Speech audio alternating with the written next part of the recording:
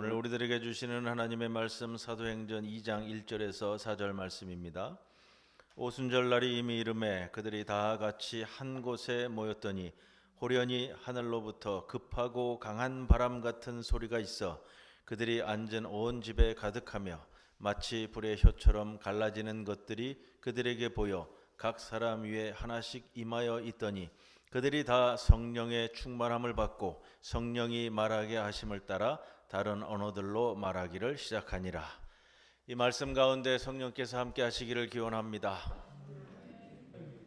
아멘. 감사합니다. 오늘 본 말씀은 오순절 성령 강림의 역사를 전해줍니다. 흔히 그렇게들 말합니다. 오순절 날 다락방에 모여 열심히 기도해서 그래서 성령이 임했다. 우리도 열심히 기도하자. 여러분, 그런데 이런 그림은 우리가 다시 한번 들여다볼 필요가 있습니다. 성경이 뭐라고 말하고 있는지요 좀 자세히 봐야 되는데 1절 말씀을 봅니다. 오순절 날이 이미 이르매 그들이 다 같이 한 곳에 모였더니 호련히, 전혀 생각하지 못하던 때입니다. 갑자기라는 뜻이고요. 하늘로부터 급하고 강한 바람 같은 소리가 있어 그들이 앉은 온 집에 가득하며 라고 하고 있습니다. 어디 모였죠? 어디 모였죠? 여기 다락방이라는 말 없습니다. 다락방이라는 말 없어요. 그냥 한 곳에 모였더니 하고 있죠. 성경을 읽을 때는 좀 자세히 살펴볼 필요가 있다라는 겁니다. 한 장소, 한 집이라고요. 우리가 이제 1장 13절 말씀을 보면 다락방에 모여서 기도했다라는 구절이 나오죠. 그들이 유하던 곳입니다. 다락방은 쉽게 말씀드리면 합숙하던 곳이라는 거예요. 자, 우리가 일반적으로 생각하는 다락방에 대한 개념은 아니고요. 2층 방이라고 생각을 해야 되는데 진주의 촉성루나 여기 밀양의 영남루에 가면은 그 계단을 밟고서는 누각에 올라가잖아요. 누각이 굉장히 넓어요. 우리 영남로도 가보니까 우리 여기 본당 크기 한 1.5배, 2배 가까이 됩니다. 그런 식의 다락방, 2층 방을 생각을 하시는 거예요. 자, 그렇기 때문에 많은 숫자가 유하던 곳이다 이렇게 성경을 표현하고 있고요. 왜 그러냐? 멀리서 온 사람들이니까, 전국 각지에서 모여든 사람들이니까 그렇습니다. 그런데 오늘 이 공간은 그래요. 다락방일 수도 있고요. 1장에 나오는 그 다락방일 수도 있고요. 다른 곳일 수도 있습니다. 어디에 모였나, 모여서 무엇을 했나 모릅니다. 또 우리가 살펴볼 수 있어요. 무엇을 하는 가운데 성령이 임했죠? 기도했을 가능성이 많지만 그것도 확실하지 않습니다. 성경은 그렇게 표현하고 있지는 않기 때문에 그래요. 왜 오늘 굳이 이런 말씀을 드리는가 하는 것은요, 간절히 기도했더니 성령이 임했다. 우리도 열심히 기도하자. 성령이 임할 것이다. 이러한 등식이 반드시 맞춰지는 것은 아니라는 것을 말씀드리려고 그래요. 성령의 임재는 소중합니다. 우리가 늘 사모하고 여러분 기도해야 하지만 우리가 생각하는 어떤 그 프레임 안에 하나님을 집어넣지는 마십시오. 제가 이 말씀을 드리기 위해서 이렇게 좀 냉소적으로 꼬집습니다. 왜냐하면 사도행전 2장 1절에서 4절 말씀에 대한 인식이 1장과 오버랩되면서 그냥 이렇게 굳어져 있는 상태로 우리가 가지고 있는 이 좀 굳어진 표현들이 있기 때문에 그렇습니다. 자, 오늘 본문을 통해 말씀드리고자 하는 것은 바로 그거예요. 성령 하나님께서는 자유롭게 임하십니다. 여러분이 가지고 있는, 우리가 가지고 있는 프레임 속에 하나님을 가두는 일은 이게 좀 위험한 발상이 될 수 있다라는 말씀을 드리고요. 그래서 어떤 행동이나 어떤 공간에 여기가 신령한 장소이기 때문에 또는 영적인 우리가 프로그램을 하는 가운데 그 프로그램을 통해 성령 강림을 만들어낼 수는 없습니다 라는 말씀을 드립니다. 그것이 간절하고 신실한 기도라 할지라도 그렇다라는 것을 말씀드리려고 그래요. 성경도 그렇게 말하고 있고요. 여러분, 우리의 경험도 그렇습니다. 성령 충만한 현상이 우리 역사 가운데 참 많이 나타났습니다. 또 우리가 경험하는데 언제 나타났습니까? 여러분, 물론 모여서 함께 기도할 때 성령 강림이 나타나고요. 성령을 사모할 때에, 또 말씀을 사모할 때에, 우리가 찬양할 때에 성령이 임하신 경험을 갖습니다. 맞습니다. 압도적으로 그런 경우가 많아요. 그러나 꼭 그렇지만은 않다라는 말씀을 드리려고 그래요. 꼭 그렇지만은 않다. 운전하는 가운데 성령 충만할 수 있고요. 어떤 분은 설거지하다가 성령 충만할 수도 있고요. 청소하다가 성령 충만한 경험할 수도 있습니다. 산책하다가 성령 충만할 수도 있고요. 등산하다가 성령 충만할 수도 있고요. 성령 충만하는 경험의 예는 참으로 많다는 거예요. 필립 얀시가 한 25년 됐나 봐요. 쓴 책인데 그 책 제목이 굉장히 임팩트가 있어가지고 우리가 기억을 많이 하는데, 뜻밖의 장소에서 만난 하나님. 아마 기억하실 거예요. 이 책이 나온 지 벌써 한 25년, 30년 가까이 되더라고요.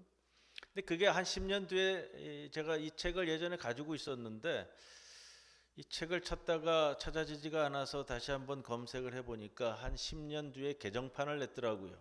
근데 개정판을 내면서 좀 안 좋은 소리를 많이 들었어요. 왜 그러냐면 내용이 바뀐 게 별로 없었거든요. 그런데 이 개정판 제목을 좀 바꿨습니다. 어떤 제목으로 바꿨냐면, 하나님 웬일이세요? 이런 제목으로 바뀌었어요. 자, 뜻밖의 장소에서 만난 하나님, 이 책의 내용이 전혀 생각지 못한 장소에서 만난 하나님을 기록하고 있습니다. 하나님이 안 계신 곳이 없었다라는 거예요. 우리가 좀 한자 표기로 써가지고요, 무소부재하신 하나님. 그런데 이런 생각을 해봅니다. 여러분, 내가 보기에 뜻밖의 만난 하나님이 되지, 하나님은 계시지 않은 곳이 없다라는 말씀입니다. 어떤 상황에서나 하나님 우리 만나 주실 수 있고요. 이 호련히 나타났다. 여러분, 갑자기 나타났다. 이 말 표현을 보면서 여러분, 성령이 임하면 갑자기 호련히 내가 생각지 않을 때에 자유롭다라는 것을 기억하시라는 겁니다. 여러분, 성령이 임하면 나타나는 현상도 다양합니다. 폭발적인 눈물의 회개의 장면도 있고요. 강력한 은사의 나타남일 수도 있고요. 그런데 어떤 분은 아주 잔잔하게, 아주 깊은 평온과 위로를 경험할 때도 있습니다. 고요하지만 분명하게, 확실하게. 그래서 여러분, 성령의 은사 체험, 성령의 경험은 각양각색이고 다양하다라는 거예요. 오늘 성령 강림절이죠. 여러분, 성령 강림절이 올 때마다 어떤 생각을 가지십니까? 늘 성령만 입에 담고 있는 그런 교단도 있잖아요. 오순절 교단, 소위 말하는 펜타코스탈 교단 같은 경우는 1년 52주를 늘 성령의 임함을 강조하는데, 우리 교단은 별로 이렇게 표현 안 하죠. 그래서 그런 거에 대해서 불만을 가지신 분들도 있는데, 여러분, 성령의 경험이라는 것, 성령의 체험이라는 것, 성령의 은사라는 것은 입으로만 강조해야 한다고 되어지는 것도 아니고요. 입으로 강조하지 않는다고 없는 것도 아니고요. 다양한 성령 체험의 경험을 우리가 존중할 필요는 있습니다. 그래서 신유의 은사, 또 방언의 은사, 또 여러 은사에 대한 말씀을 드리는데, 그건 은사예요, 은사. 은사는 뭐죠? 그 사람에게 필요해서 주시는 하나님의 달란트예요. 그것이 필요하지 않은 사람에게는 하나님이 주시지 않을 수도 있어요. 여러분 방언하십니까? 그럼 방언하는 사람은 성령의 체험이 있는 사람이고 방언이 없는 사람은 성령의 체험이 없는 사람이고 있는 사람이고 나눠져요? 여러분 우리 신앙이 그렇게 가지를 않는다고요. 물론 방언의 은사를 가진 사람이 자신감이 있을 수도 있고요. 그 경험을 자신의 소중한 경험으로 가질 수도 있어요. 그러나 그 방언이라는 것을 하나를 가지고서 너무 잣대를 갖는 것은 별로 그렇게 유익한 표현은 아니다라는 겁니다. 그러나 성령 충만의 가장 큰 표시로서 우리가 꼭 기억하셔야 할 표현이 있어요. 무엇일까요? 여러분 오늘 이거는 붙들고 가셔야 되기 때문에 오늘 이 성령 강림절이면서 늘 이 성령 강림절이 다가오면은 사도행전 2장 1절에서 4절 또는 11절까지의 말씀을 갖고 말씀을 전하게 되는데 여러분 성령 충만의 가장 큰 표시는 뭔가 하면요. 하나님을 가깝게 느끼시는 거예요. 하나님을 가깝게 여기시는 거예요. 성도로서 또 신앙인으로서 내가 하나님을 섬기는 자로서 가지고 있어야 될 그리고 가장 소망해야 될 것은요. 하나님이 내 옆에 내 곁에 임재해 있는가를 내가 늘 붙들고 가는가 하는 거거든요. 이것은 여러분 이것이 안 되면 이제 그때부터는 좀 힘들어져요. 이전에 하나님이 계신 것은 알았지만 저 하늘에 계신다고 생각했는데 하나님이 나와 함께 계시다는 그 느낌, 그 감정 그렇게 생생할 수가 없이 느껴지는 것 그게 바로 성령 체험, 성령 충만이라는 거예요. 바로 내 옆에 와 계신 너무도 뚜렷하게 여러분 그거는 우리가 사모해야 할 부분이고요. 우리가 간구해야 할 모습이에요. 왜냐? 성령은 늘 자유롭게 행하시기에 고린도후서 3장 17절에 주는 영이시니 주의 영이 계신 곳에는 자유가 있느니라. 성령의 자유는 언제나 인간의 기대를 벗어나고 흔들어 놓고 뛰어넘습니다. 누구도 성령을 묶어 놓을 수 없습니다. 여러분 성령의 자유를 꼭 아셔야 됩니다. 우리가 그래서 앞에 말씀을 다시 드리는 거예요. 우리가 기도해서 성령이 임했다라고 하면 이게 잘못하면은 성령의 자유를 제한할 수 있기 때문에 그래요. 기도했다. 그래서 성령이 임했다. 이게 등식으로만 존재하는 것이 아니기 때문에 그렇습니다. 오순절의 성령 강림은요 그것보다 훨씬 더 큰 그림 안에 있습니다. 그래서 오늘 그 좀 프레임을 좀 벗어나서요 오늘 2절 말씀을 보는데 2절 말씀 보시면 120 성도들이 120 문도들이 한 장소에 모여 함께 모였을 때 일어난 초자연적인 현상을 기술하고 있습니다. 어떤 내용이죠? 하늘로부터 갑자기 있었던 소리가 있죠? 급하고 강한 바람 같은 소리. 우리말 번역은 그렇게 하고 있습니다. 급하고 강한 바람 같은 소리. 갑자기 강력한 바람이 불어올 때 내는 소리와 흡사한 소리가 120 성도들이 모였던 온 집을 가득 채웠다. 이 본문을 정확히 기억하셔야 돼요. 오해하는 생각이 있어요. 강력한 바람같이 성령이 갑자기 임했다라고 기록하는 것이 아니고요. 우리가 그렇게 기억하고 있어요. 지금 이 말씀을. 강력한 바람 같은 소리가 온 집을 가득 채웠다. 이게 우리 성경에 번역된 그대로의 표현이잖아요. 비교해 볼 필요는 굉장히 좀 있습니다. 4절에서는 모든 사람이 성령으로 충만했다라고 기술합니다.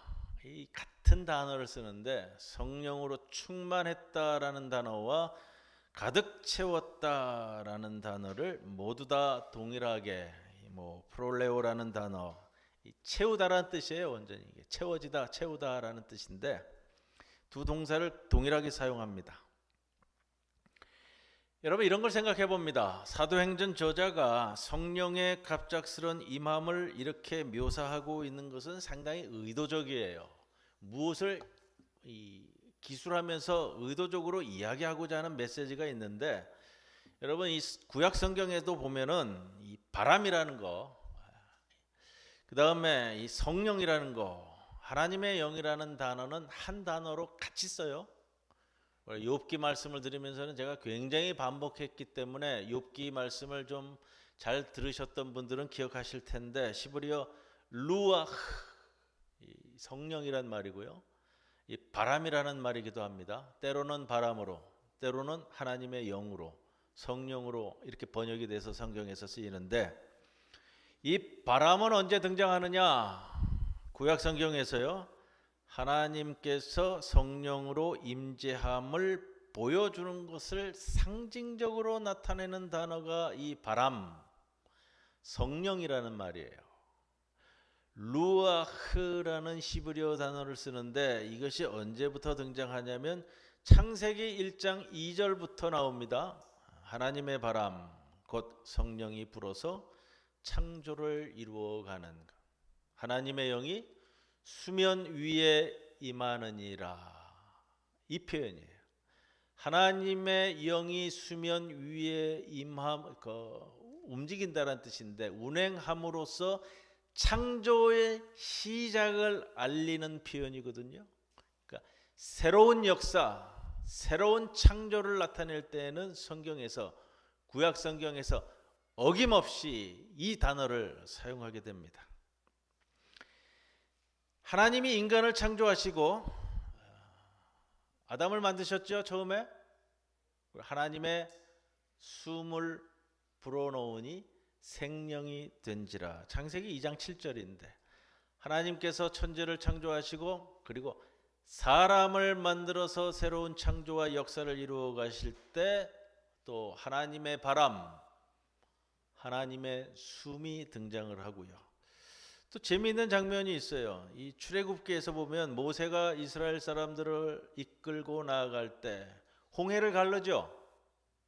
근데 홍해가 어떻게 갈리워져요? 막대기를 주니까 그냥 쫙 갈라졌어요? 정확히 기억을 하셔야 돼요. 이 출애굽기 14장 21절에 보면 여호와께서 큰 동풍이 밤새도록 바닷물을 물러가게 하셨다 하는 거예요. 바람이 불어서 밤새도록 이 바닷물을 물러가게 하겠다. 이 장면을 그렇게 기술합니다. 자, 큰 동풍인데 이 동풍을 표현할 때도 동쪽에서 불어온 루아흐라는 단어를 그대로 사용해요. 왜? 새로운 창조와 새로운 역사를 기록할 때는 성경이 항상 이 바람과 이 성령이라는 단어를 같이 사용하면서 등장시킨단 말이에요. 그리고 오늘 본문 생명의 새바람, 성령이 성도 120명을 하나님의 새 언약 백성으로 세우시는 이 장면에서도 하나님의 영, 바람이 등장한다고요. 2절 말씀을 보면 하나 더 주목해야 할 중요한 사실이 있습니다. 성령께서 120 성도들에게 임했다는 직접적인 표현 대신에 120명에게 직접적으로 임했다라는 표현을 하고 있지는 않습니다. 2절에서는 그럼 어떤 표현을 쓰느냐? 온 집에 가득했다. 4절에서는 모든 사람이 성령으로 충만함을 받았다라고 말할 것인데, 왜 이와 같이 급하고 강한 바람 같은 성령이 온 집에 가득했다고 기록하고 있을까? 이 사도행전 기자의 목적이에요. 출애굽기 40장에 이 표현을 동일하게 사용을 하는데 이런 표현이에요. 구름에 회막에 덮이고 여호와의 영광이 성막에 충만하였다. 이걸 기억하게 하는 거예요. 그런데 오순절에 성령이 임한 것은 예루살렘 성전이 아니라 120명의 성도들이 모인 집이에요. 이 표현을 통해 성령께서는 오순절 날에 120 성도들을 하나님의 집으로 삼았다라는 것을 의도적으로 사도행전 기자가 기록하고 나가는 거예요. 이것은 하나님의 집이 나무와 돌로 이루어진 성전에서 이제부터는 예수님을 믿는 사람들로 구성된 교회로 대전환시키고 있는 것을 우리에게 메시지로 주시는 거예요. 그래서 그렇잖아요. 이 오순절 성령 강림절이 교회의 시작이다. 이런 말씀 많이 들으셨죠? 교회의 시작이면서 교회로 대전환을 시키는 구절이 오늘 사도행전 2장의 말씀이다라는 겁니다. 구약 성경에서 구약 시대에는 성막과 성전이 하나님의 영광의 구름인 성령으로 가득 찼다면, 이제 신약 시대에는 하나님의 새 언약 백성이 성령으로 가득 찬 것이다 라는 것을 보여주는 겁니다. 구약 성경에서는 하나님의 백성이 아닌 성막 혹은 이 성전이 성령이 거하는 집이었다면, 오순절 성령 강림 사건으로 인해 하나님의 백성이, 여러분 잘 기억하셔야 돼요. 이거는 이제부터는 여러분 자신 한 사람 한 사람이 성령이 거하는 성전이 된 것이다. 그리고 그것이 교회이다 라는 것을 우리들에게 주시는 겁니다. 3절 말씀을 보면 120 성도들이 모여있는 온 집에 임한 성령은 불의 혀 같은 형태로 각각에게 임했습니다. 오늘 주보 표지 한번 보세요. 여러분들 오늘 그 주일마다 이렇게 제가 옛 성화들을 주보 표지로 삼는 경우가 종종 있는데, 오셔서 주보를 받아보신 다음에 오늘 왜 이 그림이 여기 등장했을까, 오늘 왜 주보 표지로 이것일까라는 것을 좀 생각해 보셔야 하잖아요. 오늘은 말씀으로 무슨 말씀을 다가오길래 이 성화가 왜 여러분 우리에게 중요하냐면, 우리의 신앙 선조들이, 우리 교회의 역사 2000년 가운데 우리 신앙의 선조들이 성경을 보면서 자신의 이 묵상과 성찰을 통해서 그것을 어떻게 그림으로 나타내고 있는가. 이게 뭐 그냥 나타나는 게 아니고요. 정말로 자신의 신앙 고백적 표현을 가지고서 나타낸다고요. 오늘 주보 표지의 그림도 뭐 마찬가지입니다. 120 성도들이 모여있는 온 집에 임한 성령은 불의 혀 같은 형태로 나타나 각각에게 임했다. 자, 각각에게 임한 표현으로 그림을 그려내고 있어요. 기억하시고요. 이를 좀 더 정확히 표현하면 원문 성격이 얘기하는 표현이에요. 불과 같은 모양을 혀들이, 방언들이 그들에게 나타나 나누어졌다. 이 원문 직역이에요. 즉 갈라져서 120 성도 모두에게 주어진 것은 그들에게 임한 성령으로 인한 다양한 외국어 방언입니다. 4절은 이러한 현상과 결과를 그들 모두가 성령이 말하게 하심을 따라 다른 방언으로 말하기 시작했다라고 부연 설명하고 있습니다. 그들 모두에게 임한 성령의 불꽃이 여러 갈래로 갈라지듯 그들로 하여금 다양한 방언으로 말할 수 있게 하셨다라는 겁니다. 여러분, 이 4절 말씀은 다양한 방언에 나누어 주심과 각자에게 임한 현상에 대하여 좀 더 구체적으로 설명합니다. 그들 모두는 성령의 충만함을 받았고, 오늘 제목을 잘 기억하셔야 돼요. 제가 강조하고자 하는 부분도 거기에 있으니까 그들이 다 성령의 충만함을 받고 성령이 말하게 하심을 따라 다른 방언, 곧 외국어로 말하기 시작했다.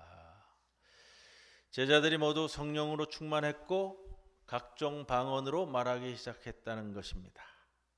따라서 여러분 오늘 본문을 보면서 오순절 상령 강림 사건을 단지 이미 구원받은 제자들이 능력 있는 증인의 사명을 감당하기 위해 능력을 부여받은 사건으로 보거나 단순히 성령의 재충만 사건으로 이해한다면 이건 100점짜리 성경 해석은 아닌 것 같아요. 이 기록은 어디까지나 오순절 성령 강림을 복음 증거를 위한 능력 부여의 관점에서 기록하고 있다라는 것을 전제로 깔고 보셔야 됩니다. 마지막으로 짚고 넘어가야 할 사실이 있습니다. 한 장소에 모였던 모든 사람들이 하나도 빠짐없이 모두 다 성령을 받았다는 것을 오늘 본문 1절에서 4절까지가 공히 강조하는데 이것을 분명하게 하는 표현이 있어요. 1절에 보면은 그들이 다 한 곳에 모였더니 온 집에 각 사람마다 또 그들이 다. 여러분 이런 표현들은 모든 사람들이 하나도 빠짐없이 성령을 받았다는 사실을 강조하고 있는 핵심적인 구절들입니다. 오늘 성경은 이런 단어를 반복적으로 사용함으로써 성령 강림 사건이 120명 모든 성도들을 위한 그러한 사건임을 명백히 하고 있습니다. 사도들의 숫자 12이나 120 성도들이 동일하게 이제 새롭게 형성되는 새 언약 공동체의 백성 전체를 대표하는 역할을 감당한다라는 사실을 감안하면 오순절 120 성도에게 모두에게 임한 이 성령은 하나님을 영접하는 모든 신자를 위한 것임을 분명히 우리가 알 수 있습니다. 성령 강림 오늘 이 사건은 여러분 모두를 위한 하나님의 선물입니다. 성령 강림의 사건을 기억하시고 오늘 우리 모두도 성령 강림을 사모하면서 이를 통해 교회 공동체가 나아갈 바를 익히 하는 성도 여러분 모두가 되시기를 주님의 이름으로 간절히 축원을 드립니다. 고마우신 아버지 하나님, 우리에게 성령을 보내주셔서 우리가 감당해야 할 바를 온전히 알게 하여 주옵소서. 슬퍼하지 않고 좌절하지 않고 주님 우리에게 주신 그 사명을 따라 오늘도 기쁘고 즐겁고 감사하며 사는 주의 백성들 삼아 주옵소서. 성령을 보내주셨사오니 새 언약 백성의 공동체로 이 교회를 새롭게 이루어가도록 인도하여 주시고 부산 중부교회가 이 부산 중구 보수동에 위치한 그 사명을 따라 올곧게 이루어가는 아름다운 공동체 되게 하여 주옵소서. 이 모든 것을 성령의 강구함으로 오늘도 이루어도록 도와주시고 성령께서 주시는 능력 가운데 이루어가는 주의 모든 백성들 되게 하옵소서.